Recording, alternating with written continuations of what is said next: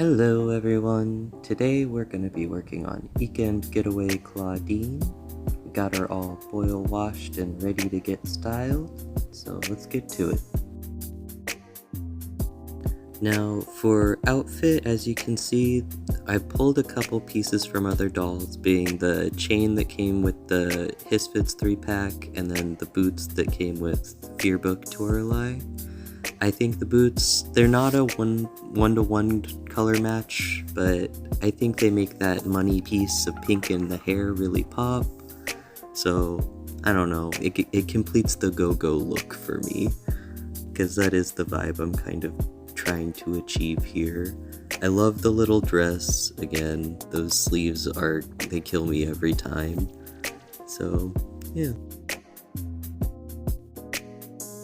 Alright, and this might look a little cursed for a second, but I've tried a few different ways, and this is the best way I've figured out how to pin my dolls down to do their hair. You might have another way, but I love just edge of a desk and one of those easy little clamps. And then, as you can see, this doll in particular, she has inches, which my favorite part of the whole doll. Her hair is ridiculously long, and it's so soft. Really nice saran, and I love the color blend too with that dusty lavendery pink at the base. It gives such good contrast with that dark brown, and I'm always a huge fan of dark brown hair on Clawdeen.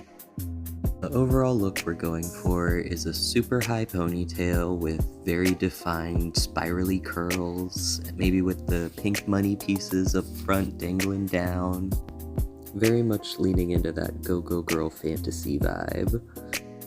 So to start those curls, I always try to get that first layer of sectionings at the base very, very precise, because that's what the rest of the sections will build off of. So here I'm just taking my time to make sure each section feels like it has an even amount of hair in it.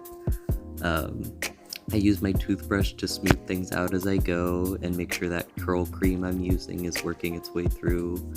And then to get those really defined, like, spirally curls, I'll twist the hair as I'm wrapping it, so it's not only, like, twisting as it's wrapping around the straw, but also, like, twisting inside the curl. I don't know if that makes sense very well, but you can see it here, like, rotating the strands as you wrap them, and then just pinning them down with bobby pins on both ends. This process can feel like super tedious while you're doing it, but if you take your time, especially near the beginning sections, you'll end up with like super clean, nice results. But it's really important that you like start with a strong base, in my opinion. So that's why I take a little bit of extra time here at the bottom. And then another thing to pay attention to, in addition to like how much hair you're holding in each like section, is like how wide each section sits on the scalp, because when we stack our next layer, we want to do it in kind of a bricklaying type of way, where the ends of one section meets up with the middle of the section above it. So that way, when the hair is down and it's all curled, we don't get any gapping where we can see lots of scalp. So that's why it's like super important right now to make sure your bottom sections are even and lined up, so that when we move on to the next row, we have a solid base to work from.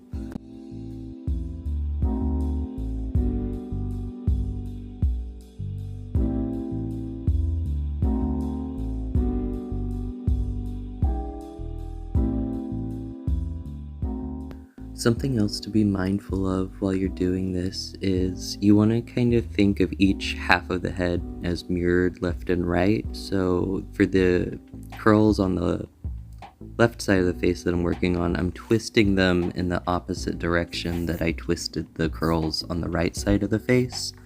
And that just helps your end product look a little more cohesive. Most people won't notice, but I notice, so I worry about it while I'm doing things. But, you know.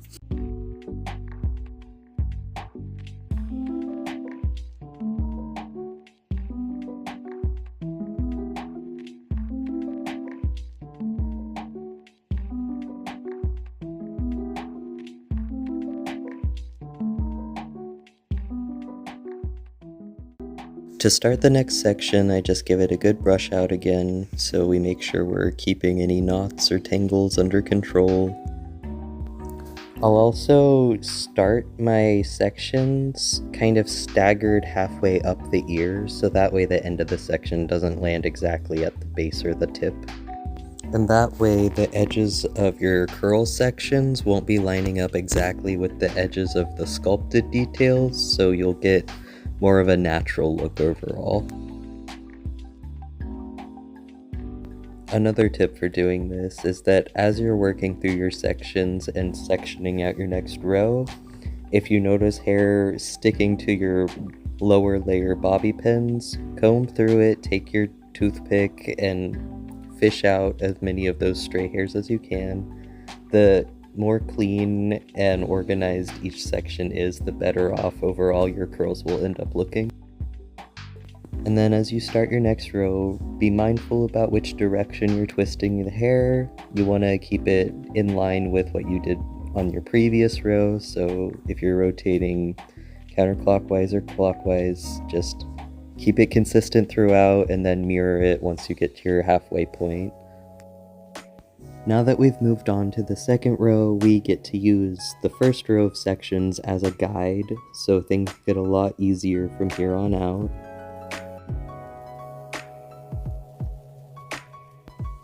As you can see here, I'll just lift the hair, find the center of one of my previous curls, and that's where I'll draw the line on the scalp for the edge of the new curl. So that's why it's super important to be very consistent with that first row so that we can use it now as a guide.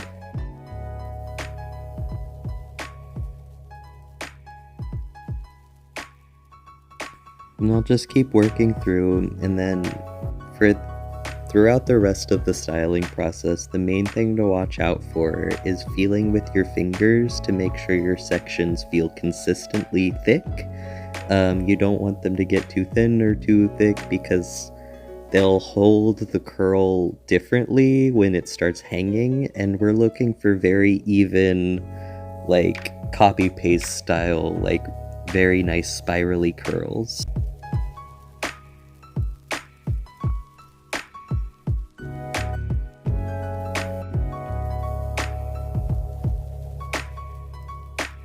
And near the ends where you're kind of cornering yourself, it can get a little bit difficult to judge where the center section of your previous row was. So with that, you really start relying on the thickness of your section you're working with. Like, feel it with your fingers. If it feels like it's thicker or thinner than what you've been doing, like up until now, take some, section it out, add some more, whatever you need to do. For the corners like this, I usually will end up kind of just vibing it out because it is hard to see what your last section is doing once you get so many curlers stacked into a certain spot. I do apologize about the angle here, it'll get better in a little bit, but basically, when you're working with the crown section, where it's all kind of just centralized in one specific point, you still want to keep in mind that mirroring concept. So split it down the center first, and then one half goes one way, the other half rotates the other way. It does get a little bit harder to manage your curlers near the crown just because it is all pulling right directly into the center. So take your time, be patient. I know things can get a little bit of a traffic jam kind of situation up there, but if you keep a steady hand, it should go all right. And as you can see, as I'm working more towards the top of her head, Clawdeen starts giving way to gravity a little bit more and more, which is totally fair. I don't have a system in place to keep them sitting up straight once you start getting towards the top of their head. If anyone else does, please let me know in the comments. I would love some tips with that because it gets a little frustrating, but you know, can't blame her, it's just gravity. Now here you see I get to move on to the temple sections, and these are usually easy because it ends up just being a tiny little triangular section that doesn't quite line up with the rest of the hair. So again, I'll try to section it about halfway in front of the ear so we conceal the edges of the sculpted details a little bit. Same thing on the opposite side, we're just going to be twisting the hair into the mirrored direction.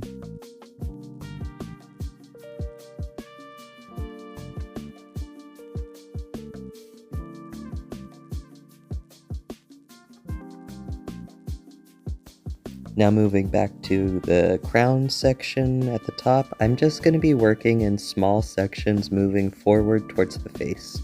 So starting back here, this is just enough to grab a couple sections, so I'll just split it left and right and twist them in mirrored directions. And again, for stacking your curlers in the crown area, it can get very traffic jammy, so just be patient with yourself and don't force anything. Let things kind of find a good place to rest without having to tug it too much. And you'll just continue that same process for the rest of the hair, just working forwards towards the face. For the amount of hair per section, it's kind of just down to feeling at this point, but since there's so little hair left to work with, you can be the judge. You don't want to have to cram too many curlers into a tiny little area.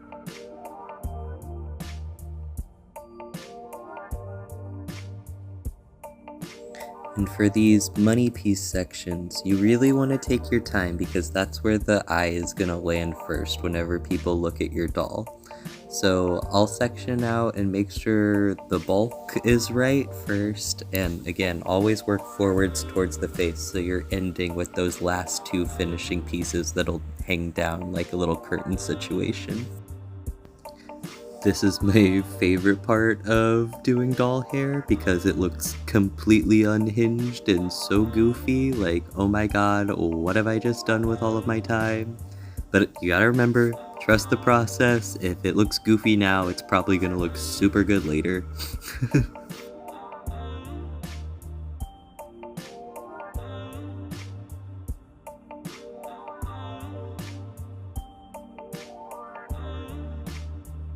Now it's time to get those curls set. What I like to do is just set up with a mixing bowl and my kettle in the bathroom sink. The only important part is that you have almost boiling water and a way to like soak them in it for at least a few minutes. I tend to leave her until the water's like mostly cooled off, but that's probably unnecessary. The most important part is that you're essentially melting the hair, but not until it's actually melted, just so it can like reshape, and then once it cools down, the new shape that it has is the shape that it'll default to. And here I'm just propping her up into the water so I make sure that everything stays fully submerged while I let her soak. And now that her soak is over, it's time to remove the curlers so that her hair can fully dry.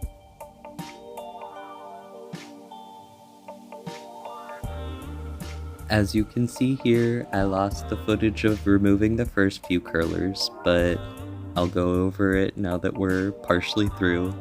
Basically, you take the outside straw off of the curl and then slide the curler upwards through the curl, so that way you're not dragging the hair down and loosening anything up. For me, I tend to get more perky curls doing it like that. If you pull out the inner straw downwards, sometimes it can stretch out the curl a little bit and not retain as much bounce to it.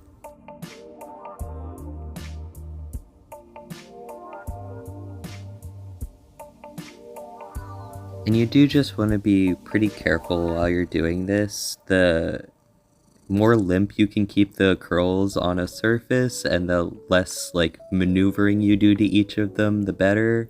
You want to retain as much of the pattern as you can now that it's in. And for the drying, you want to just arrange the curls so they'll fall in a way that's appropriate for the style you're going for. So right here, I'm just taking a second to place them in a good way, and then I'll be laying my Clawdeen down so the curls are essentially all piled into each other. If you let them dry like this, they'll stay tighter once they are dry. So as you can see here, they're dry now, and we still have those really tight, really bouncy coils. That's what we're looking for. And gosh, look at that shine. I love this hair that she has. The color blend, the length. I'm so happy with this Clawdeen. I love her.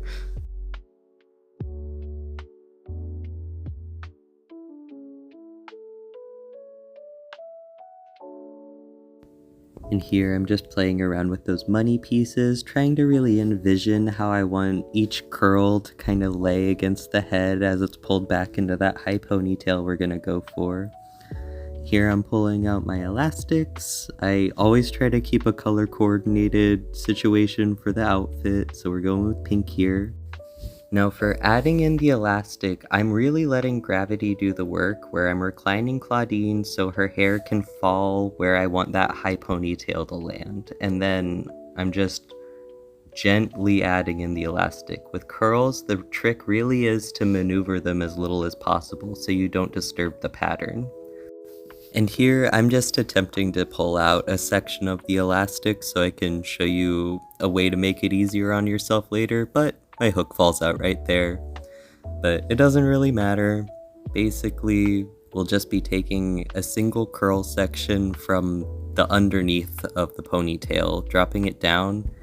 We'll wrap it around the elastic twice, so that way we get full coverage, so we can't see any elastic anymore. And then we're gonna very carefully pull out that section that I had hooked a second ago, and that's what we'll use to secure this little wraparound piece down.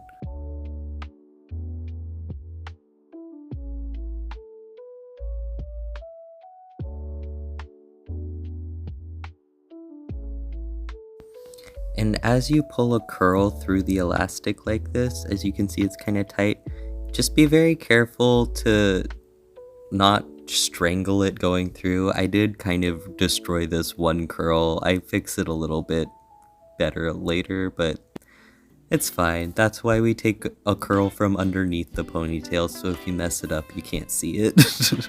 But anyway, look at that beautiful pattern. All the curls are so nice and even. They're all matching up perfectly. Oh gosh, that shine too. I could go off about how much I love this Clawdeen for years. She's too cute.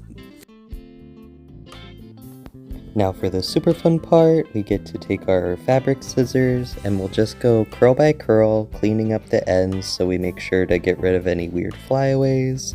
Here's me trying to fix that one curl that I did destroy while I was putting in the wraparound section, but again, it's hiding in the underneath. No one will ever even know. But here I go, just patiently, piece by piece, trimming it up. And I'm kind of going for like almost a V shape at each curl's end, just to give it a benchmark to aim for. And there we go, everything's nice and trimmed up. It's so bouncy, I could just sit here moving it and playing with it all day long. So let's get her dressed back up. Gosh, she's so cute. I love those money pieces. And yeah, it's sitting perfectly on her head. I love how it draws attention to that lavender underbit that she's got going on.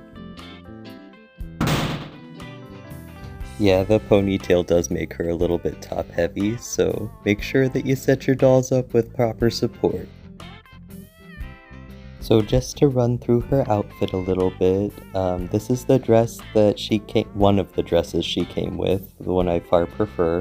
She also came with a green shirt and some more animal print pants, and I'm just really sick of them giving me 100 different kinds of animal print pants for Clawdeen. I like her in dresses, so this is obviously the outfit I picked.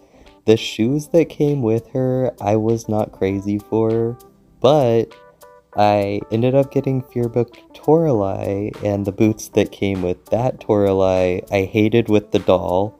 In fact, I think I completely restyled Fearbook Toralei because I was not vibing with what they did for her. If you like her, cool, it just wasn't my thing. But I am really glad I picked her up because those boots, I think, just make this look completed. She looks like a go-go dancer. She's going out on a great date. I also really like how the fuchsia purpley of the boot kind of ties in with the more bright pink in the earring and the hair and the darker purple of the dress. It kind of makes a more complete color story all put together, in my opinion at least. And then of course I have to include the Hissfits chain because in my personal headcanon, my Clawdeen dolls are all dating my Toralei dolls, so she's gotta show some support to her girlfriend. We love it, we love to see it.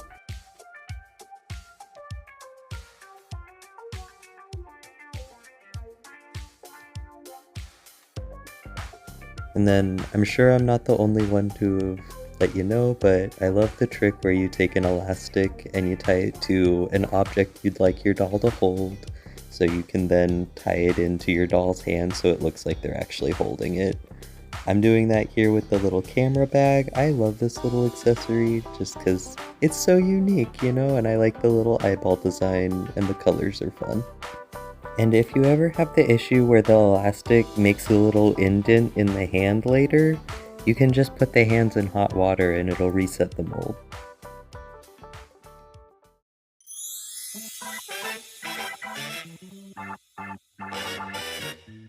And here she is! I'm so happy with how she turned out. I love how those money pieces frame her face. I love the combo between the dark brown and the hot pink in them. I think this is probably my prettiest Clawdeen doll. I love everything about her. I could go off for 100 years, but yeah, here she is, doing her little makeup, getting ready for her date. We love to see it. Way to go, Clawdeen, you're looking great. I don't think there's a single thing that I would change with her design now. I am so happy to have her on my shelf. Yeah, look at her up there, she's great. I had so much fun working on this project, and I hope you had fun watching me. I will be doing more doll hair content in the future, so if you feel like it, please like and subscribe to stick around. Until then, bye!